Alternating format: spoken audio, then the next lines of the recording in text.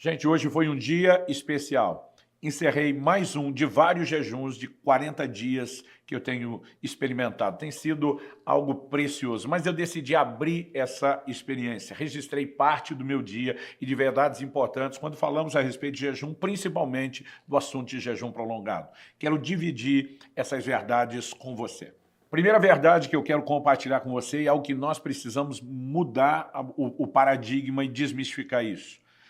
Muitas pessoas honestamente acreditam que elas não podem compartilhar que jejum. É quase como se fosse ou um pecado ou uma maneira de perder a bênção. Eu quero te provar que nós temos entendido errado. Em primeiro lugar, Jesus não nos proibiria de contar que jejuamos se ele mesmo nos contou. Ele estava sozinho no deserto e fez questão que o registro da sua experiência ficasse lá. Por que Jesus faria isso? Em primeiro lugar, ele não é incoerente de nos mandar fazer uma coisa que ele não faz. Então, nós precisamos entender que ele queria que soubéssemos que ele jejuou. Por que ele queria? É só olhar o comentário que ele faz quando lava os pés dos seus discípulos e diz, eu vos dei exemplo para que, como eu fiz, vocês também façam. Jesus não ensinaria nada que ele não desse um exemplo prático. E ele não ensinaria os seus discípulos a jejuar sem dar o exemplo prático de jejum.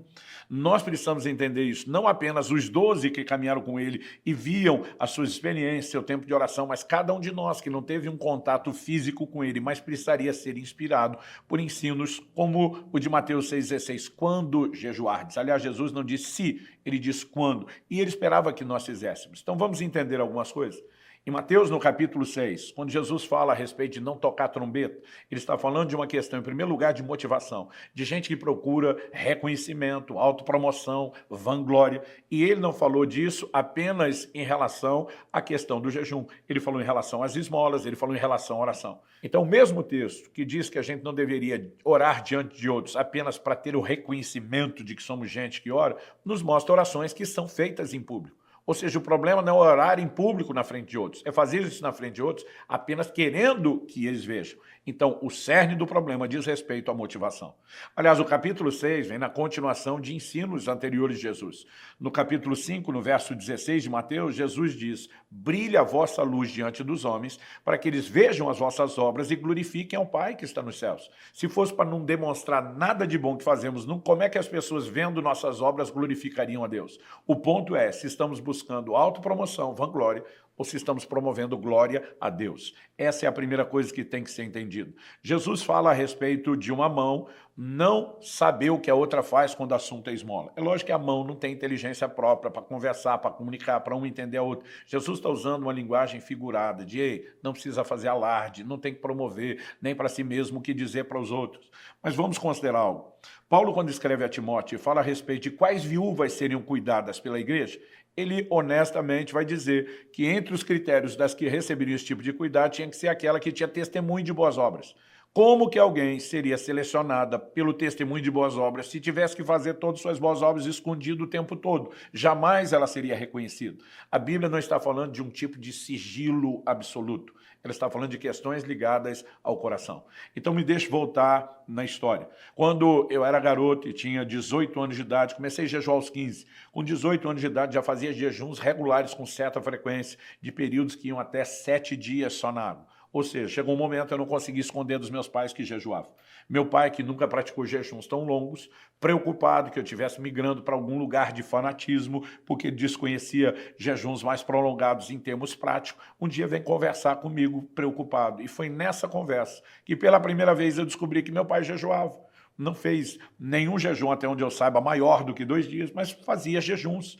Eu sabia de um dia por ano que toda a denominação orava por avivamento, mas fora isso, nunca soube meu pai jejuava. E eu lembro que eu fiquei indignado, falei, pai, como é que o senhor jejua e eu que sou seu filho, moro dentro da sua casa, não sei, eu estou aprendendo com outros, eu podia estar aprendendo com você. E meu pai falou para mim, Jesus falou que não é para contar para os outros. E lembro que eu falei, pai, desculpa, eu te respeito muito como ensinador, como mestre de Bíblia, mas não acredito que foi isso que Jesus falou. E usei esses argumentos que eu apresentei a você há pouco, e eu lembro que meu pai mesmo começou a rir, falou, nunca pensei por esse lado, né? Porque durante muito tempo isso foi algo místico. Então, deixe-me dizer a intenção do meu coração com esse vídeo, né? E você precisa acreditar nisso, porque só Deus pode sondar a motivação. Eu não quero mostrar nada para ninguém, mas no início desse ano, Deus me mandou parar tudo o que eu tinha programado e estudar sobre jejum como eu nunca tinha feito. O resultado dessa imersão no assunto foi um livro que publiquei recentemente intitulado A Cultura do Jejum. Tudo que eu tinha escrito até então era um pequeno artigo, um estudo bíblico com o básico do jejum ao longo da Bíblia. Mas no final desse período, onde eu não apenas estudei sobre o assunto, mas eu fiz isso em jejum. Eu escrevi um livro inteiro, do início ao fim, em jejum. E no final desse período, um livro de quase 300 páginas saiu. Honestamente, eu tenho jejuado ao longo de uma vida, mas se eu pudesse voltar lá atrás, nos meus 15 anos de novo, com tudo aquilo que eu entendi a partir do início desse ano de 2020, eu teria jejuado muito mais. E eu lembro que eu fiz uma enquete para tentar medir a febre, como é que estava o comportamento do povo, e nela, minha pergunta era muito simples: quem já fez pelo menos um jejum de 24 horas na vida? Ou seja, a pessoa não precisava jejuar com frequência ou regularidade. Se ela tivesse tido uma experiência só na vida, bastava. Isso é quase a mesma coisa que medir a vida de oração ou de esmola e perguntar quem já fez uma vez. Não é grandes coisas. No entanto, para minha surpresa, 59 ponto alguma coisa por cento, quase 60% respondeu nunca ter feito um jejum de 24 horas na vida. Eu me aventurei a fazer uma outra pergunta. Quem já jejuou de 3 a 7 dias? Honestamente, não especifiquei que tinha que ser direto, ininterrupto, nem só na água, mas para minha surpresa, 86% atestou nunca ter tido uma experiência de um jejum desses. Apenas 14%. Eu lembro que, chocado com aquele resultado, eu fui falar para Deus: seu povo não está jejuando não. E Deus me fez lembrar da conversa com meu pai. Ele me fez lembrar de quando, aos 18 anos, eu protestei. Falei: pai, quem não jejua não fala nada porque não faz. Quem jejua não fala porque acha que vai pecar e perder a bênção. Como é que nós vamos aprender a fazer se ninguém nem ensina e nem inspira a gente na prática? E Deus me fez lembrar daquilo. E ele falou: meu coração, se você estivesse falando mais, ensinando mais sobre jejum, muito mais pessoas estariam desmistificando o assunto, podendo experimentá-lo de forma prática. E no início desse ano eu fiz uma promessa a Deus: eu te prometo que eu não apenas vou jejuar como eu nunca fiz antes, mas que eu vou falar mais sobre o assunto, porque nós precisamos inspirar as pessoas. Então decidi reunir num vídeo informações desse último dia, o 40º dia do jejum. Minha rotina de ter pregado em 4 cultos, de ter me exercitado durante a tarde, a lógica de por que faço isso. Então algumas imagens virão enquanto tratamos desses assuntos. O primeiro dele é desmistificar essa ideia de podemos ou não podemos falar. Eu tenho visto minha casa jejuar.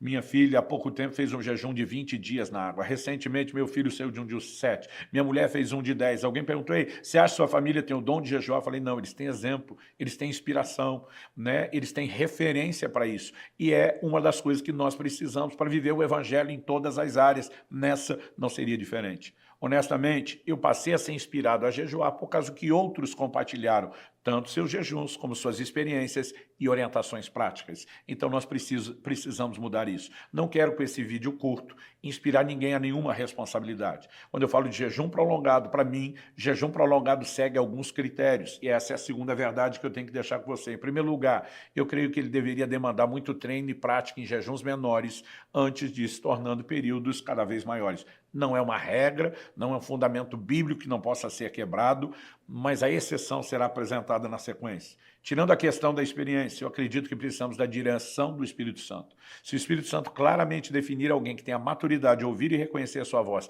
adicar um jejum prolongado, eu não posso questionar. Esses dias um pastor amigo meu, que nunca teve experiência de jejuns muito prolongados, começou direto com um jejum de 40 dias, embora ele procurou se informar muito e ter um certo nível de acompanhamento. E para mim, um terceiro ingrediente, que não é uma exigência bíblica, é uma maneira de me proteger e proteger outros de atos de responsabilidade. Eu sempre faço jejuns prolongados, de 40 dias, foram 4 até agora, com acompanhamento médico, antes, durante e depois. Então, quero deixar essa palavra de advertência. Obviamente, o jejum prolongado não é uma coisa tão assustadora quanto parece até que você comece a praticá-lo. O que é que nós precisamos entender sobre a fisiologia do jejum? Quando vamos falar agora de jejuns prolongados, a Bíblia apresenta períodos de 3 dias, de 7 dias, de 14, 21 e 40. Não quer dizer que esses são os únicos períodos que alguém possa jejuar, são os exemplos bíblicos. O que é que nós precisamos entender? Quando você pula uma refeição, seu corpo já começa a sentir um desconforto,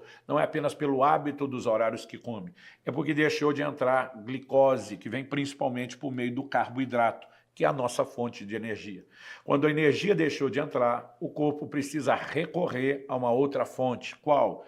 ele vai buscar energia agora no glicogênio, armazenado principalmente no fígado e também no músculo. Com no máximo 3 dias, essa sua segunda opção de fonte de energia, ela vai se esgotar. Então o corpo entra em cetose. O que é a cetose? É quando agora o que virou fonte de energia são as reservas de gordura acumuladas no corpo.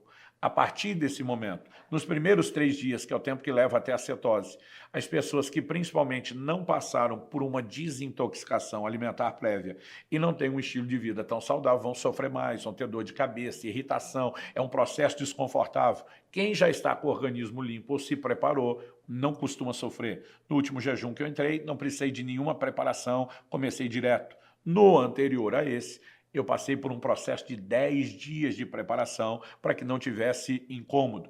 Mas passada essa fase mais chata do desconforto inicial e quando o organismo entra em cetose, a pessoa começa a ter energia, disposição, ela deixa de ter fome. Alguns, a partir do 5º dia, alguns levam até o 7º dia para deixar de ter vontade de comer. O que acontece? Nós trocamos um alimento externo por um interno.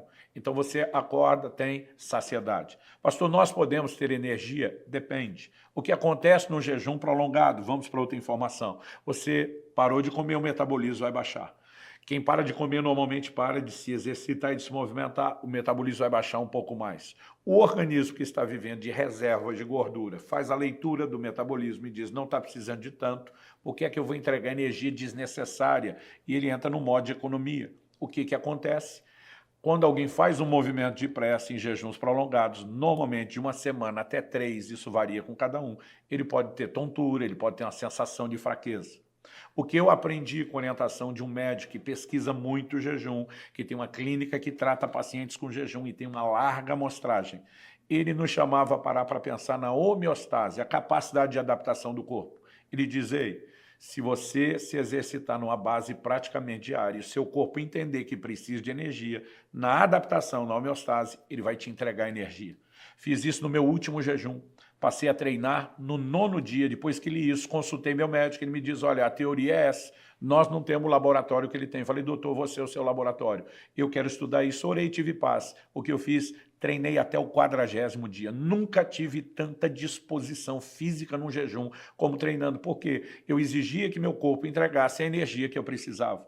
Isso me gerou outra solução. Não era apenas a energia que eu precisava de dia. Quem faz jejum prolongado normalmente tem insônia à noite, porque a irrigação sanguínea que não vai para a digestão. Quando você come uma feijoada, né, um churrasco, normalmente você tem aquela indisposição, sono depois, porque toda a irrigação sanguínea está quase que concentrada ali, um grande volume, melhor dizendo, concentrado na digestão. Quando não tem a digestão, e você está no período de vários dias de jejum, a irrigação sanguínea vem para a cabeça.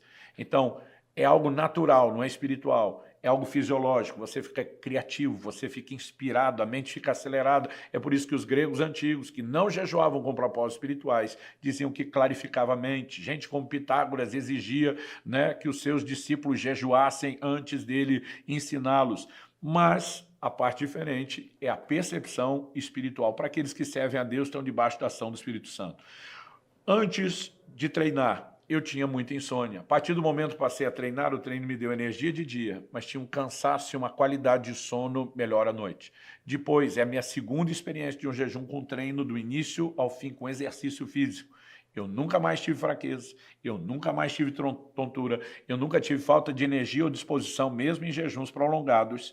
E acredite, nunca mais tive insônia. Particularmente, eu acredito que é uma ferramenta que aqueles que vão fazer jejuns maiores precisam entender. Pastor, seus jejuns de 40 dias são só na água? Só na água o primeiro. A partir do meu segundo jejum, meu médico aconselhou, se você quiser introduzir uma bebida quente, como café ou chá, desde que não tenha açúcar, porque no açúcar vem a glicose, que te tira da cetose, que vai fazer com que você tenha fome. Então ele diz, essa parte do jejum fisiológico não pode ser quebrado.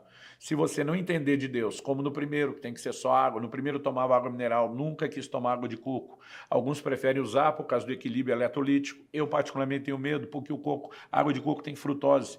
E eu não sei qual a quantidade que pode me quebrar a cetose, então eu particularmente não arrisco. Mas o jejum não tem regras específicas. Eu sempre digo para as pessoas, meu jejum, minhas regras. A menos que o Espírito Santo te dirija, você tem liberdade. Tem gente que faz o jejum parcial como o de Daniel. Se alguém fizer um jejum de 40 dias só com suco deixou de ser jejum? Não. Não será o jejum normal. Provavelmente, havendo consumo de algum tipo de glicose, a pessoa não estará em cetose, então ela pode ter fome todos os dias, acaba muitas vezes o que parece mais fácil, acaba se tornando mais difícil.